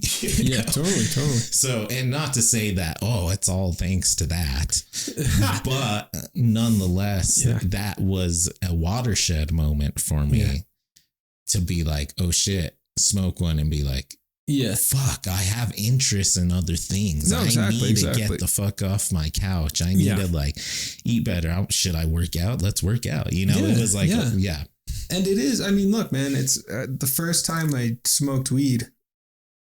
Well, actually, the second time I smoked weed, because the first time I didn't get high, I remember. But the second time, it's me and a couple of guys from high school, and we're in this little patch of woods behind the grocery store in town, right?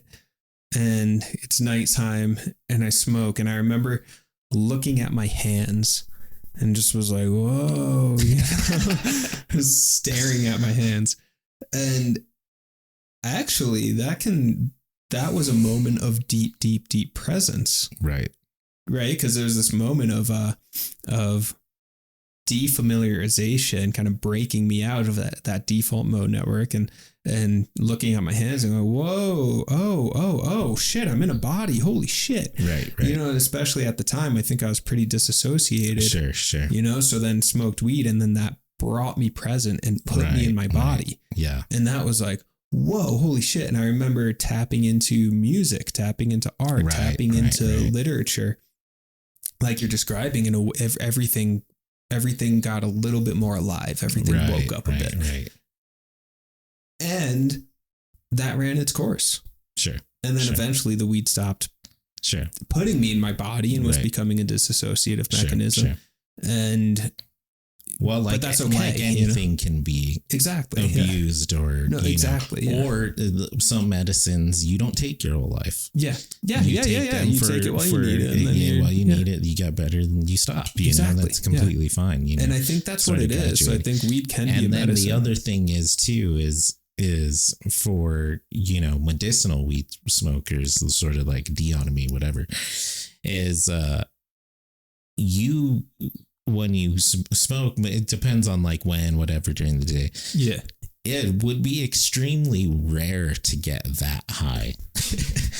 To be like, holy shit, fucking, whoa, man, I got hands, bro. You know, like after it's just like any medicine or anything, you know, like I remember my first beer, you know, when you get drunk for the first time, it's not like the 80th time you do or whatever. Right. And that's the cool thing with weed too is, and I'm not talking about abusing it, being fucking blasted out of your mind all day long, but taking 2-3 rips in the morning's not going to get you like, holy shit, man. Mm-hmm. Maybe there'll be like 10 to like 30 minutes where you're like, fucking high. Yeah. But it's like a normalization. It's like a sober enhancer, I would tell my mom. Yeah. It actually like helped me process my food. It turned on my digestive system and like lowered my cortisol a little bit and like, you know, but ultimately I'm not like disassociated at all. Yeah. And I had to think about some stuff, you know, should have sent that text message or, you know, that sort of high. Yeah. Not necessarily. Yeah, you're not like shit. The cops completely out to lunch. Like, you know, paranoid, like, freaking head in the clouds. Just like go drive whatever. You know. Yeah. Yeah. It sounds like you were self-medicating. Sure. Right. Probably have at times. Yeah. Yeah. I was self-medicating. Yeah. And there's a reason for that. Right. Because we can look at that and be like, oh man, freaking, just like shitty kids doing too much drugs or whatever, you know, that's maybe one perspective, like Dare or something, don't do drugs, you know? And then another perspective is like, well, wait, this person is self-medicating. They're introducing the substance to their body because they are needing something. Right. And actually being just like sober is uncomfortable for them. Right. I mean, that's really what's going on at the base of addictions. Sure. Is that just being in a natural sober state is wildly uncomfortable for someone. Right. Which begs the question, why? You know, and then we can get into all sorts of things around that. But I think there is this process of self-medication where ultimately self-medication probably isn't good. People go overboard or do too much or whatever goes on, or get overly reliant, or it's eventually detracting from other areas of life. But it makes sense that people self-medicate, that they like, well, like I'm wondering, you know, when you were a kid, when I was a kid, maybe there was like a need that wasn't being met that weed was fulfilling, right? Because it could have been, shit, man, maybe I should have been on an anti-anxiety medication, but that just wasn't part of the discourse or the culture at the time or something. So it was like, so then actually quite intelligently, there's a part of me that was like, well, weed's pretty good. Right. You know, or I was lacking a sense of connection. Which leads me into how beneficial that these holistic medications can be. Yeah. Mushrooms, ayahuasca, whatever the case, if you're taking them as a mature adult. Yeah. Dealing with safe settings and this and that, which, you know, you do way more hallucinogenics than I do. Right. But I wouldn't say, oh, he's like toxically self-medicating. No. Healthily self-medicating in a way. learning, expanding, growing, Sure. you know, spiritually, emotionally, physically, whatever the case, right? Because one of the worst things that can happen for you is the Western ideal of sobriety. Yeah. A picture of sobriety and what that should mean. Yeah. Now, included in that fucked up vision of American sobriety or like normality is it's okay to be on fucking antidepressants, a fistful of candy, Western pharma candy. Yeah. So you can just say, well, I don't take mushrooms. Well, at least I don't smoke weed every day. Right. It's like, yeah, but you take noxaprin, floxamine, kenamoxamine, fucking before you go to sleep, when you wake up. Yeah. You know, this is what happened to Theo Vaughn. They put Theo Vaughn on antidepressants when he was a teenager. And he's never been off of them. And now he's dealing with panic and anxiety because he's trying to get off of them. He's trying to go back to a more holistic which is ayahuasca and weed and, you know, but whatever. That's dependency too. Right. Like you're saying, like being on antidepressants for 20 years. I mean, that's dependency. Right. You know, and all this stuff, the ideal, I think, at least in this moment, that the ideal is to get someone to a place where they can find internal regulation, independent of external substances. Productive presence. Yeah. Now, is that realistic? Are there people who actually just like their brain chemistry is just totally off? I mean, this is probably a harsh word to use for it, but like there's a deformity there. Right. And if that deformity were expressing itself physically, like if someone had a handicap or something, it'd be like, oh my God, they need a wheelchair. We should help them. Right. But when that disability or deformity, whatever is happening mentally and visibly, and it's like, no, we should help that. I mean, if someone needs to be on an antidepressant because their stuff is just way off, then that's where they're at, and that's okay, you know, and whatever helps them find a state of equilibrium. Sure. But for me, ideally, if someone can be free of that stuff entirely, then great. And what I like about the psychedelic thing or meditation and all that is that's not a daily regimen. It's not a, you know, it's like very intermittent, like very here and there. Right. You know, but we all have our things too. And there's, you know, you could take a figure in American society, doesn't smoke weed, doesn't drink, doesn't take hallucinogenics, anything, like doesn't smoke cigarettes, whatever. Yeah. Talk to that person. They obsess over their like vegan diet. Right. Obsess over their job or some crazy other shit more that you can't behavior. even think of. I knew this one guy in the church when we were growing up. Never did one substance his entire life. He would drink 3 to 4 pots of coffee a day. He got like colon cancer from the coffee, you know, and that was his way of coping, was jacking up on caffeine, you know. So I think what it is the ideal is to find a setting that is a healthy one, productive, but is also present to yourself. And presence isn't always everything to everyone. But, you know, whether that be living at the monastery or Dion style, smoking a bowl and taking your dog for a walk. In either of those scenarios, to me, that's a healthy way to go about staying present and not killing yourself or not freaking out or having super depression or like getting cans from eating too many jelly beans. You know, I don't smoke, but I eat fucking jelly beans all the time. Jelly beans or ice cream. Or everybody's got something. If you don't think you have something, you got it. Well, that's why it's not a moral issue. And ideally, none of these things are moral issues. Right. You know, and actually, as someone training to be a therapist, that's going to be pretty important for me to if I'm going to actually help people, to drop any kind of moralizing that I do, which I do because I'm human. But if someone comes into my office and is like, I've been, I don't know, drinking for 25 years and like kind of fucked up my kid because of it or something like that. There's just like very innate thing in me that's going to want to judge that person and moralize and be like, God, you're a fucking asshole. Don't you realize the damage you did? Right.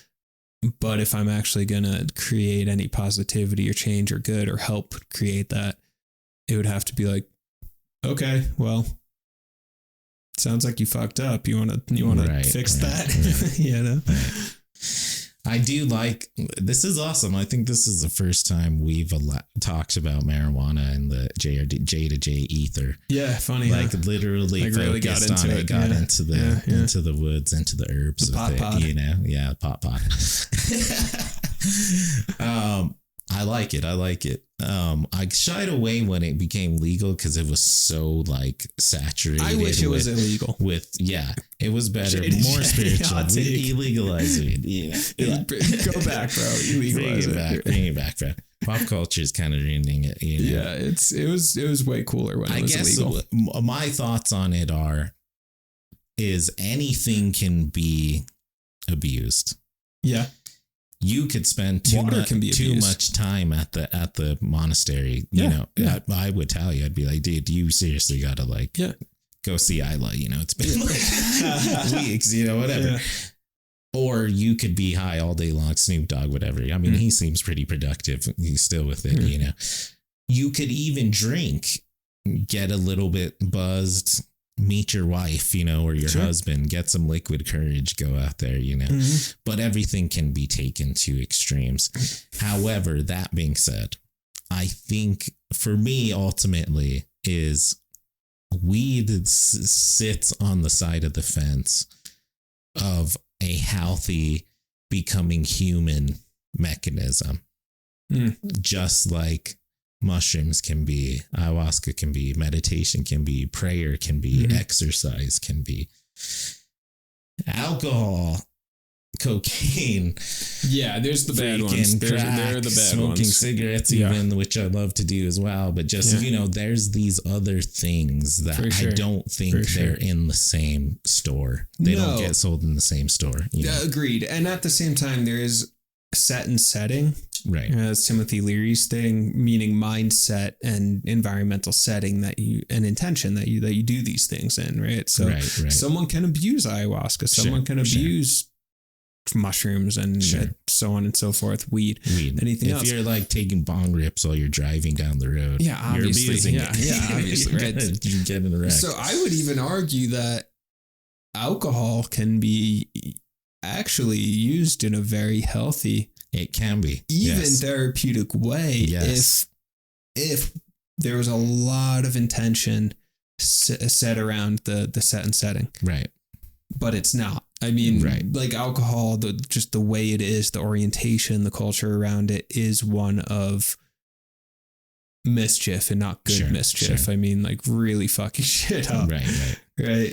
No, but in Chinese culture, and Japanese, I believe, the herbalists in the culture use hops as a way to cope with overstressed nervous system. There you go. As a way to deal with sleep, you know, they'll make teas out of it, tinctures, you know, and this is essentially alcohol, beer, you know. Yeah. Or picture, one thing that's fascinating with MDMA that I forgot where I heard it. It might have been Rick Doblin, who's the MAPS guy, but whatever. Anyway, whoever it was saying that MDMA is great for couples counseling. Weird. No, it makes sense. Not weird, actually. Yeah, not weird at all. It's an empathogen, right? That's how they categorize it. It's not hallucinogen or something like that. It's an empathogen, referring to empathy and mirror neurons, which is how we feel connected with other people. So wild. So it increases drastically that feeling of connection and appreciation and gratitude. That'd be cool. So when there's couples who have gotten into a space of like, I can't stand you, and like I can't let go of that thing you did 10 years ago and all of that, you give them some MDMA together, keeping a mindset and setting. It's not just like go get high and see what happens. Yeah. Doing it with a counselor, and it's guided, and there's prompts and all of this and correct safe dosage, all that kind of stuff. And you put these people in a room with a counselor. it can actually help them to look into one another's eyes and once more say, oh my God, I spent decades with you. How could I not appreciate you? Right. Yeah, we got into that dumb fight, but okay. Right. It happens. We get into fights. Crazy, right? And what's interesting with MDMA too is it's a very physical. Yeah. And what it was oftentimes a big issue in relationships is the death of physical intimacy. Yeah. Mm-hmm. And then being able to lower those walls, literally desecrate them, freaking increases turn intimacy. them into confetti, and then you just boom, you got to touch each other. You're back in. You're back in. So it can be quite beautiful.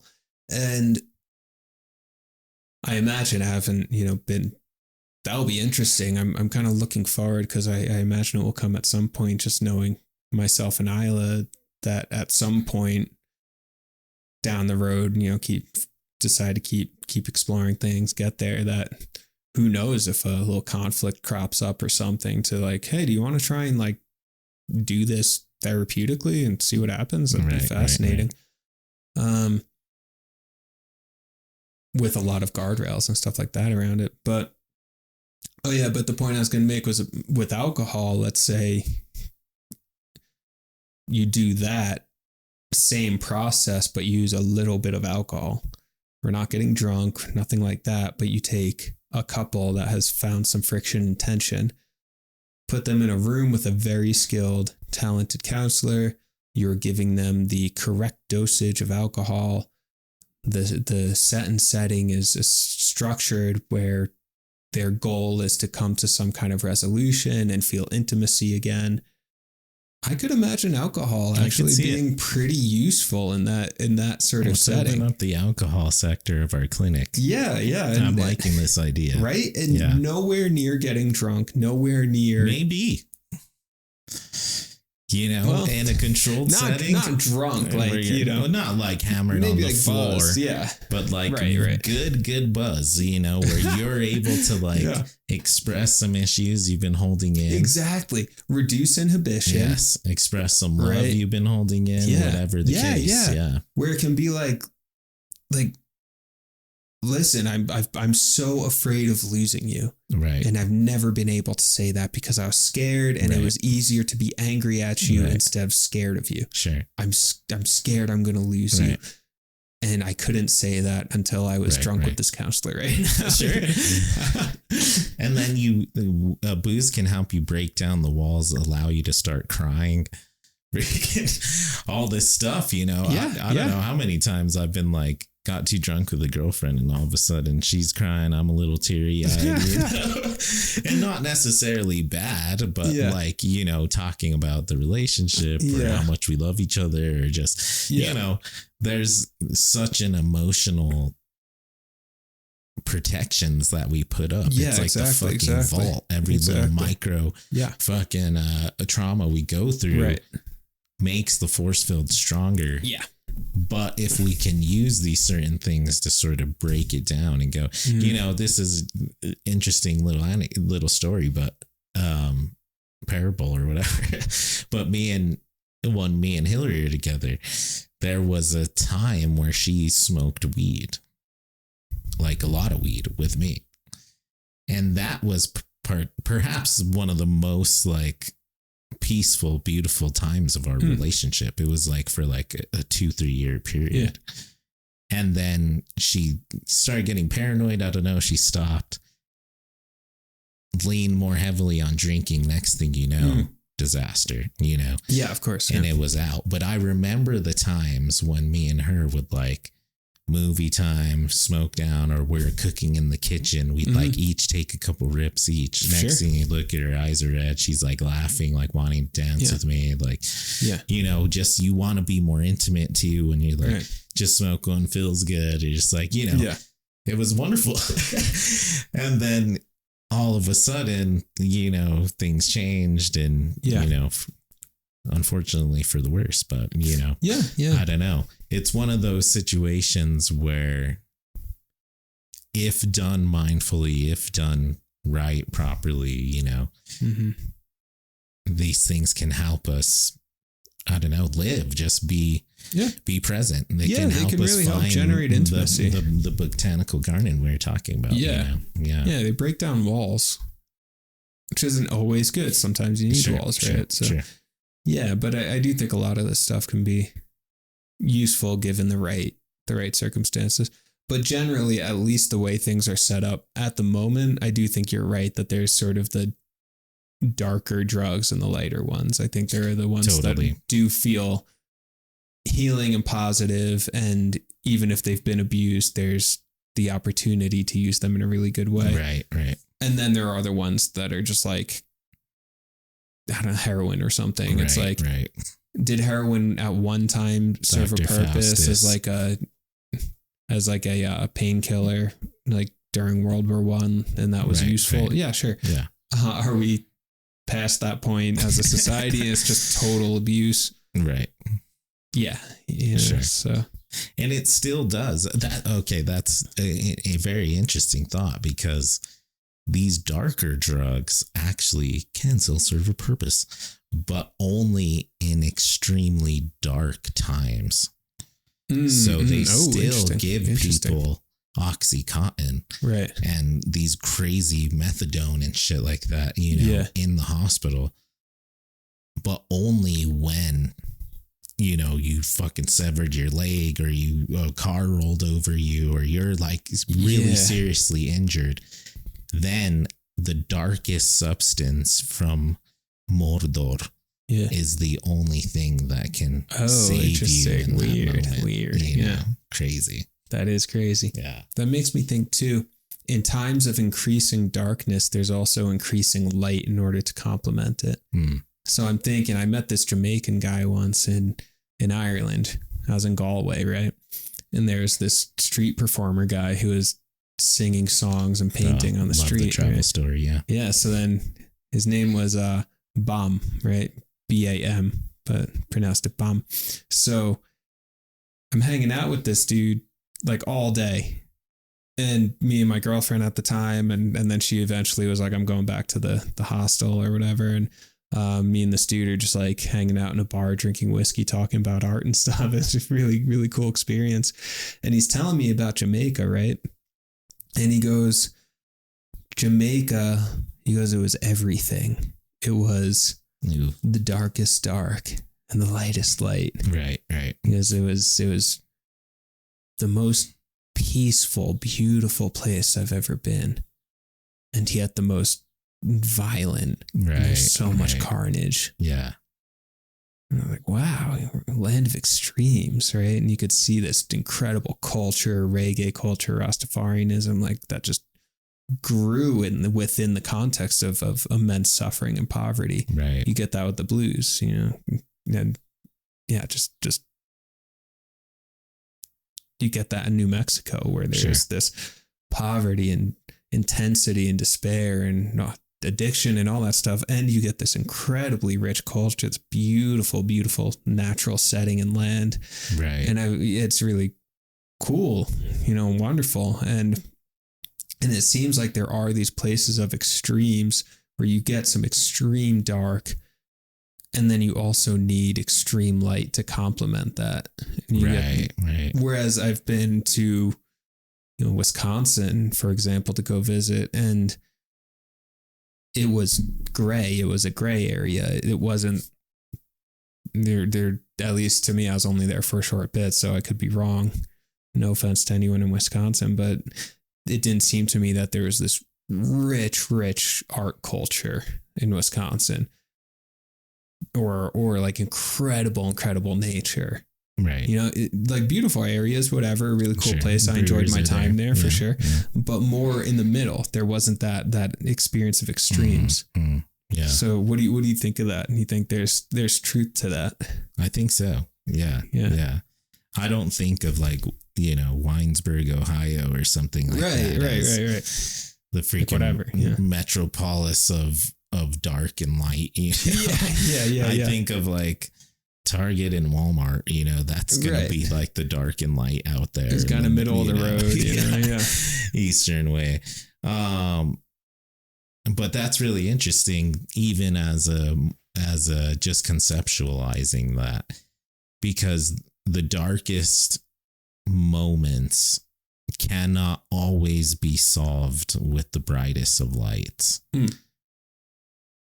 Oftentimes, when our light is dimmed, when we get into like a horrific accident or we need surgery or something like that, we actually need the darkest of tools to get us through that, which is like we're saying Oxycontin and all this stuff, you know, to really knock us back into this sort of dream state of the light, you know. Interesting. But then what happens though is you're supposed to stop taking them. You get better. You get past that moment of, oh my God, my leg severed. The pain goes away.